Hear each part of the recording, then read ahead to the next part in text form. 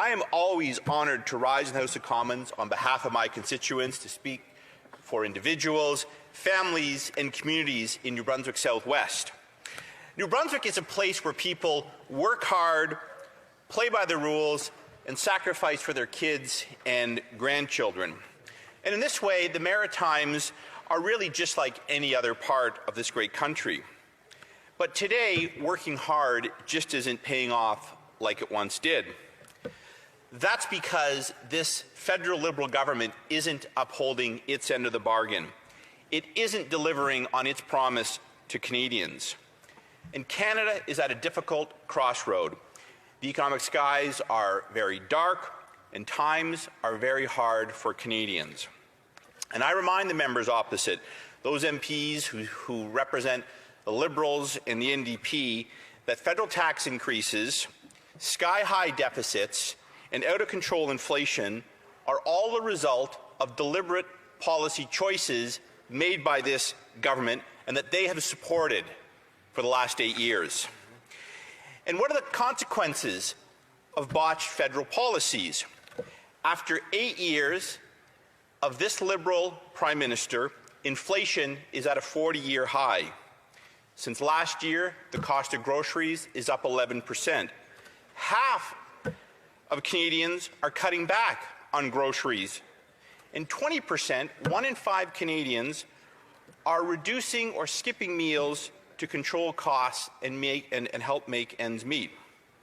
After 8 years of this Liberal Prime Minister, the average rent for a 2-bedroom apartment across Canada's 10 largest cities has doubled to over $2,200 a month, compared to less than $1,200 per month in 2015. After 8 years of this Liberal Prime Minister, nearly half of variable rate mortgage holders are saying rising interest rates could force them to sell or vacate their homes by the end of this year. And after 8 years of this Liberal Prime Minister, average monthly mortgage payments have more than doubled and now cost Canadians, typical Canadian family households, over $3,000 per month. Canadians are being squeezed by a vice grip of inflation and Bank of Canada mismanagement. Liberal monetary policy has been a disaster, but we shouldn't be surprised when the Liberal leader informed Canadians in 2021 that he doesn't think about monetary policy. Now, I actually think the PM was boasting about not thinking, but look at the mess Canada is in. Liberal budgets are also moving in the wrong direction. The central philosophy is tax, spend, and regulate. And when that doesn't work, they hit repeat, tax, spend, regulate. Reckless Liberal spending, fueled by easy debt, is the root cause of Canada's soaring inflation. The Government of Canada ballooned our national debt. They doubled it in the last 8 years. This government has accumulated more debt than all previous prime ministers combined going back to 1867. And this debt binge was encouraged by the Bank of Canada's policy of quantitative easing. And today, Canadians are paying for this entirely predictable policy carelessness. The federal tax bite has worsened over the past 8 years, and today taxes on consumption and everyday living increase every single year. And every year, Canadians are falling further behind. As well, for the past 8 years, under this Liberal Prime Minister, the federal government has pursued a plan through regulation and ever-rising taxes to make affordable and abundant energy more expensive.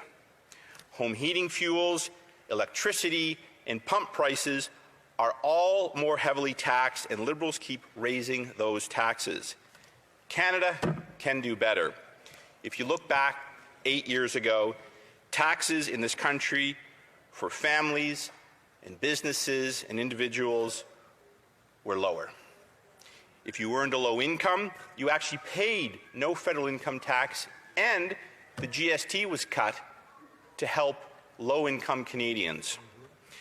Our manufacturing and natural resources sectors were growing because Canada had a federal government that understood what fuels our economy and as well our shared prosperity. Budgets were in surpluses, taxes cut, and this allowed more households to save for the future because federal government spending focused on improving services and better outcome for Canadians. Home ownership was growing and people were able to afford the basics and save for tomorrow. Canadians, Mr. Speaker, in short, were getting ahead. Today, it's a completely different story. Inflation is at a 40-year high. Half of households earning less than $40,000 a year are worse off. Because we know, or we should, or perhaps we've learned, inflation is the price Canadians pay for all the government benefits that the Liberals and their NDP coalition partners said would be free. But we know that's just not true. Meanwhile, our allies across the globe are making desperate energy deals with dictators to buy oil and gas as Canada ignores requests to help. This is true in Asia and it's true in Europe. And none of this, Mr. Speaker, happened by accident. It is the result of policy choices supported by the Liberal NDP coalition. And that is why today's motion is so important, a motion introduced by the Conservatives which will get Canada back on track. It is a necessary course correction. We're calling on the Liberals to cap spending, cut waste, fire high-priced consultants that don't do much, and eliminate inflationary deficits and taxes that have caused a cost-of-living crisis. Unfortunately, I don't think members opposite will take advantage of this opportunity to fix their mistakes. They're so committed to their belief that the federal government's primary role is wealth redistribution. In fact, the previous speaker said just that. The government is about wealth redistribution instead of what Conservatives believe, expanding opportunity, creating wealth, so we have the resources to fund our social programs and ensure Canadians get ahead. And they're preparing the next blow to our economy with a plan for a so-called just transition away from hydrocarbons. Now, as a member, which I am, of the Public Accounts Committee, we recently studied this government plan that seeks to shut down natural resource sectors to reduce carbon dioxide emissions. Shameful. The government's planned transition will be so painful that it is being compared to the collapse of the northern cod fishery in Atlantic Canada in the 1990s, which was so devastating. And in fact, I note that the Labour Minister recently said Canada needs more oil and gas workers, not fewer, and cursed the misleading term just transition. And that is because that member represents Newfoundland and Labrador and understands the danger that just transition poses to his economy and provincial economies across the country. Now, the members opposite are so desperate to hide this reality from the public, they're testing new buzzwords. How do you sell job losses? By calling it, quote, a fair economy, a green economy, a progressive economy, an economy that works for all Canadians, and an inclusive economy, end quote. Well, that is nonsense, Mr. Speaker. What's so fair or inclusive about a federal government determined to put Canadians in the unemployment line? When you're working 2 jobs just to make ends meet, to pay your rent, to buy food, as some of my constituents are, how can you possibly save enough to get ahead? For years, the Conservatives said the carbon tax was a tax on everything. Members opposite scoffed, but today nobody is laughing as families struggle under punishing energy and consumer prices. The Liberals and NDP, they like to blame the Russians. But in my part of the world, over in the state of Maine, next to New Brunswick, a litre of gasoline is 50 cents less after exchange than it is in New Brunswick. The Russians have nothing to do with it. That is tax policy and regulation policy driven by this government. Members of the Liberal and NDP are committed to a set of policies that are going to continue to push Canada down the wrong track. Government is about protecting and advancing the interests of Canadian families. The NDP Liberal coalition has failed to do this. It is why they need to be replaced, so Canadians will not just get by, they will get ahead. Questions and comments? Questions et commentaires. The Honourable Parliamentary Secretary to the Government House Leader. Mr. Speaker, when you look at inflation and you look at it throughout the globe and you don't look at it just domestically like the Conservatives like to do, you'll recognize that Canada's inflation rate is actually amongst the lowest in the G7. Japan has an inflation rate of 4%, France 5.8%, Canada 6.3%, US 6.4%, Germany 8.5%, UK 9.2%, Italy 10.1%. When you look at energy specifically, both the US and Canada have a 7.3% inflationary rate. The rest of the G7 are anywhere between 15 and 64%. This is as of January 2023 numbers. How is it that Conservatives can continually get up in this House and say that it is the sole responsibility of the Prime Minister of Canada that we are experiencing the inflation we are? One of two things is happening. One, they're just not paying attention to what's going on in the rest of the world. Or two, they think that the Prime Minister of Canada is so incredibly capable of influencing inflation throughout the world. Which one is it? The Honourable Member for New Brunswick Southwest. Well, thank you, Mr. Speaker. It's obviously not the latter, because the Prime Minister has told us he doesn't think about monetary policy. So not only but you know, we're not actually asking the Liberal government to be held accountable for inflation policies around the world. We're talking about this country, where this government flooded our country with $400 billion in deficit spending. And we all know inflation, or should know, inflation is a monetary policy. This government devalued the value of Canadian currency, our savings, and we're paying for it now because of higher prices. Question et commentaire. L'honorable député de Repentigny. Merci beaucoup, Monsieur le Président. Écoutez, dans le préambule, il y a beaucoup de constats qui sont justes, mais je vais m'attacher encore une fois à la motion. D'abord, quand on dit congédier les experts conseils, nous, on est d'accord. La firme McKinsey, par exemple, propose d'investir dans la capture et le stockage de carbone comme conseil, alors que c'est reconnu comme étant absolument trop cher, dispendieux et inefficace. Ensuite, cesser le gaspillage. Eh bien, là aussi, on est d'accord, mais on pense, nous, aux subventions pétrolières. 3,6 milliards de dollars qu'ils sont prêts encore à donner pour la séquestration et le captage de carbone. Je suis persuadée que l'opposition officielle va voter en faveur de tout ça.